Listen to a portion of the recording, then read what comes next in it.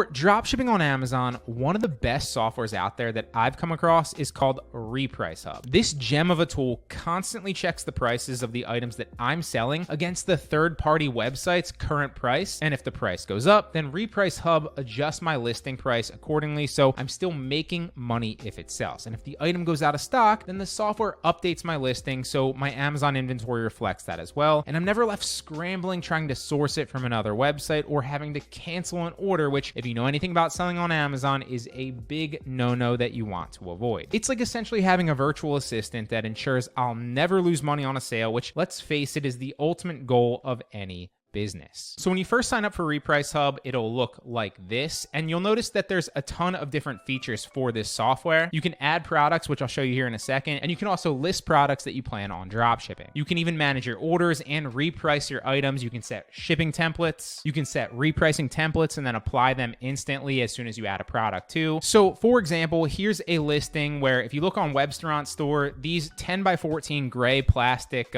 food trays, 24 cases, are selling for $45.24, but if you look on Amazon at these same ones, they're selling for $81.39. So this is a great opportunity to make drop shipping profit by listing this product on Amazon, and then any sales that we get, we then source it from Webstaurant to the customer. So how would you go about adding this into Reprice Hub to make sure that it's keeping stock of your inventory and changing your prices? Well, so essentially what you do is you go to Reprice Hub and then you go to lister. Now you can add them in bulk if you want to, but I typically go with a single lister. It makes it a little bit easier, and then you can just add one ASIN at a time. So we're gonna go to the Amazon listing, scroll down to grab the ASIN. There we go. If you have Jungle Scout, like I always recommend, it's just up here on the top and you can copy it. So then paste the ASIN in there. The next thing's gonna be the supplier product link, because Reprice Hub is gonna constantly scan it to make sure that it stays in stock and that the price doesn't go up or down. And if it does, make those adjustments. So you wanna take the URL of your product, paste it in there. You also wanna nominate whether it's a retail website or a wholesale website. It's automatically gonna grab the estimated supplier price, and it's automatically gonna put a 15% profit markup. And you'll also notice that it puts a